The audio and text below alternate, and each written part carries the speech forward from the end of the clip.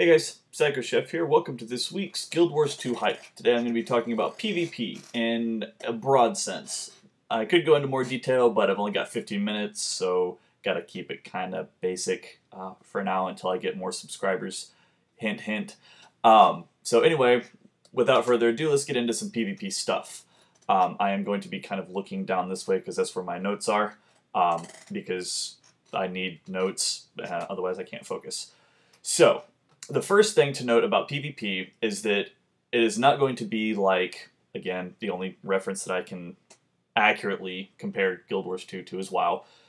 In WoW, you had not level restrictions, but you had your brackets between 11 to 19, 20, or it was either 10 or 11 to 19, 20 to 29, 30 to 39, 40 to 49, so on and so forth. In Kata, they did it a little bit different, but I still don't know where it breaks down on, I think it's like, every 4 or 5, 10 to 14, 15 to 20, or 15 to 19, 20, something like, I don't know.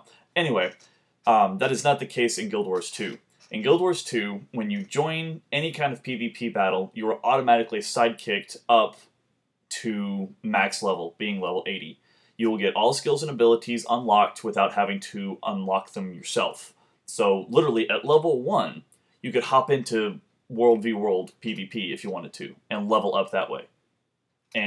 Or you could just go into your basic hot play and level up that way. Either way, you're going to be sidekicked up to level 80, and you won't have to unlock all of your stuff. It'll already be there. You'll have specific gear that's going to be on par with everybody else's gear. There's no more of this whole PvP gear with resilience, so if I go in and I've got like 200 resilience and I'm fighting you, no matter what you are, and you've got 3k resilience, I'm going to be splattered. There is none of that. That's one of the reasons why I hated playing PvP in WoW, was because unless you got gear first off, you couldn't do anything. I mean, there was no skill involved if you had better gear. Yeah, sure, you could have the arena teams and have two relatively equal geared teams, or, people, whatever, going at it. Yeah, sure, that was interesting. But going in as a fresh PvPer, or not having any PvP gear or any of that crap, and I'm going to quit Skype so that it doesn't make any more noises. You couldn't do anything. You go up against all these other players, you could literally just get one shot by anybody. All it takes is one hunter crit, dead. One rogue crit, dead. You're toast. There's nothing you can do. I really hated that about PvP in WoW. So I'm going on a rant again, I apologize. In Guild Wars 2, PvP is completely different. Everybody is the same level. Everybody's level 80, no matter what level you are in the PvE environment. You could be level 5, 10, 20, 30, 64. It doesn't matter. You're going to be sidekicked up to level 80. You're going to have all of your skills and talents unlocked. As far as whether they give you weapons, I'm not real sure. I think they do. I think you get like one of everything, just so you have the different weapon skills available so you can use whatever you want. And you will also have all your utility skills, your elite skill, the whole shebang will be unlocked. And then when you go back to PvP, it goes back to whatever it was before. So, and you can level through the PvP system just like in WoW. You can level with it. I don't know if you'll be able to turn it off like in WoW. You could turn off the XP bonuses. So you could go and you could PvP and not gain experience. You just go and you get the honor. I don't know if they're going to do that or not. I wouldn't be surprised if they did. But I haven't seen anything on that. And then, let's see, next, so max level of 80 for all PvP battles, doesn't matter what kind. The only thing that I have seen as far as game modes is the Conquest mode. There's no capture the flag or any of that kind of stuff like from what I've seen. It's pretty much you just go in and first to 500 points wins. And you gain points by killing other players, by capturing points on the map, and I actually think that's it. So if you've got, there's usually 3 points on the maps. The only one that I've seen is the Battle of Kylo. It's the only one that they've released so far. But in that one, there's 3 points on the map. You can control a point. It gives you more points. Or you can control an area, and it gives you more points. And then you gain points also by killing players. And then, unlike WoW, when somebody stands in the point, it neutralizes the point, and you cannot gain it to your color until they're either dead or out of the zone. And WoW, for the most part, it just kind of slowed it down. But, you know, so if you had like 30 Horde at one point and one Alliance guy walks in, suicidal I know, but one Alliance guy walks in, it still will be captured Horde, or vice versa, whatever, it doesn't matter. In Guild Wars 2, one person walks into the zone and it stops. It just puts it on hold. And then, of course, when they get destroyed, it goes back to where it was before. You pick up where you left off, you capture the point. As for whether it gets captured faster with more of your teammates in it, I'm not sure. I would assume so, but I'm not 100% on that. But again, that's the only mode is Conquest. I'm sure that later on they will release Capture the Flag or something to that effect, just for a little bit of variety. So there are two types of, well, there's in the PvP situation, there is the hot joinable, and then there's the tournament. Now, the hot joinable is essentially just the pugs for PvP stuff. It's where you go in, random group of people, and you just do it in teams, I believe, of 1, 5, or 10. I believe that's what it was. I could be wrong about that. Don't quote me on that. And you just go into the battle with these other teammates. You capture the points, and then first to 500 wins, at least in Conquest, which is all they've released thus far. And then, other than the hot joinable, there's the tournament modes, which are set, I believe they're set 5v5 PvP. And within the tournament modes, tournaments, I don't want to compare it to Arena, but essentially it is kind of like Arena from WoW. You go in with a set number of people, and they have the pickup groups, which is essentially just where you kind of go in and you get, this is where it all starts.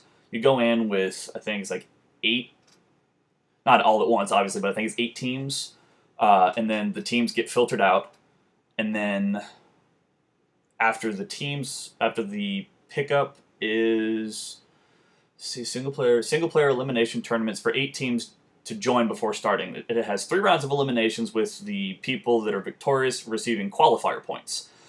And then the qualifier points actually move you up to the next, if you have enough, you can go to the monthly tournaments. And then the winner of the monthly tournaments gets to go to the yearly tournaments. And then the yearly tournaments is just, you know, whoever the top people from the monthly tournaments just duking it out over bragging rights for the next year to say, I'm the best PvPer this year. As far as rewards, I'm not too sure what it's going to be. I'm sure you'll get something, maybe a statue or a medallion or something you can put in your home instance. I don't know yet, but that's just an assumption. But it's essentially the tournament mode is suited for higher level PvPers or higher skilled PvPers. That would not be me. I will probably ever only do hot join. I don't even know if I'm going to do World v World, but I will only ever do hot joins, simply because I'm the casual. I'm probably less than casual at PvP. I don't do it because I hate it so bad. But anyway, moving on. Speaking of World v World, that is the other. So you've got the hot joinable, which has, that's just your pug groups for PvPs, and you got your tournaments, and then you've got World v World. World v World, or World v World v World, is 3 servers, and these 3 servers go head-to-head in a massive map that's just got starting points for all 3 people, and it's got different zones and different resource capture points and trade routes and so on and so forth that anybody can capture. In the World v World stage, there are going to be capture points that will aid your server in the PvE environment, and I believe in PvP as well. For example, if I'm in World v World and my team controls a specific fortress, while we control that fortress, my server will get a bonus of some kind, whether it's, I know that they've talked about getting XP bonuses, faster health regen bonuses, improved loot or higher rate drops, so on and so forth. Then, as long as we control this fortress, my server gets that. As far as it's only PvP or only PvE, I'm not sure. I would assume it's going to be both. But it's still going to be my server. Now, we lose that fortress, we lose that bonus. Now, it's not as long as we control the fortress, we're going to get an XP boost. From what I'm been reading, that's not the case. You get it for a period of time, and then it stops. And then if you lose it, then it stops prematurely. And so on and so forth. And you can do it with resources, you can do it with trade routes, all that other kind of fun stuff to gain points for your server, and then your server benefits from your successes in the World v. World. And the World v. World battles go on for quite a while. 2 weeks. These are 2 weeks straight battles for your server. And your server is going to be pitted against other servers that are of equal skill, for lack of a better word. So, for example, if your server is like my WoW server and you just suck at PvP on a broad sense, then you're going to be pitted with other servers that aren't too great at PvP. But if you're on a high-ranking PvP server, you're going to be paired with other high-ranking PvP servers and just duke it out in this one map. It's essentially Tolbarad or Wintergrasp or what have you on a much bigger scale. It's not, you know, a maximum number of like 40 people or, you know, a certain number of raids. Like you can't join unless there's this many people. No. It is going to literally be hundreds, even thousands of players in this one map, in this one instance, doing the world PvP. So I've never seen that. I know Wintergrasp, at one point when I was actually trying to get gear, would get into maybe 100 or so. Maybe. And it could be literally 100 versus 3. And then, of course, you get tenacity. Anyway. But in Guild Wars 2, they've taken that concept and just kind of nudged it in a little bit different direction. So, yeah, you can still, I would assume you can still have 100 versus 3. Not too enthusiastic on that point. But nevertheless, it's going to be hundreds of people from each server that are just going at it in this massive, just well, not free-for-all, but just this massive collaboration of trying to gain resource points and trying to gain strategic points on the map and so on and so forth. And I'm kind of looking forward to it in a way. So it's pretty much it for the overview. Still making relatively okay time, so a little bit of what my theory crafting for PvP in Guild Wars 2. One, I will definitely PvP, which I never did in WoW. So once I get some PvP experience, I will definitely start making videos on that. One thing that I'm not quite sure about is that I know you gain your skills through your different weapons through the use of the skill. So, for example, as a warrior, if I have a mace and a shield, I go bashing away with my mace, which is it's like your first skill. Your second skill slowly unlocks a certain percentage for each time you either get a kill or I think even just you use the weapon skill.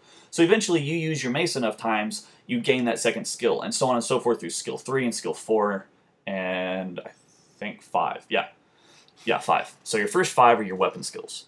Now, if I were to just switch to an axe and a shield, then I would only have that first skill again because I just switched to an axe and I've never used an axe before. And you gain skill point after skill point with the axe. When you jump into PvP, you gain all your skill points. Everything is unlocked. You don't have to use them to unlock them at all whatsoever. They're all just there because you're at a level 80. If you are at level 80 and you don't have all your stuff unlocked, there's something wrong. But as far as when you go to PvP and then back, I'm not quite sure if you're going to need to unlock the skill from where you left off or if you'll already have gained experience points toward it in PvP. So that's probably the one thing I'm going to be able to talk about since I'm already creeping up on 15 minutes. So, PvP in Guild Wars 2 should be very interesting. I'm really looking forward to it. A couple of things I'm kind of skeptical on, but only because I don't have the knowledge. I hope I get the knowledge soon enough. Might go into detailed videos, might not quite sure yet. But next week's, well, actually, you know what? I don't know what I'm going to talk about next week. But until then, I'm Psycho Chef, and I'll catch you guys later.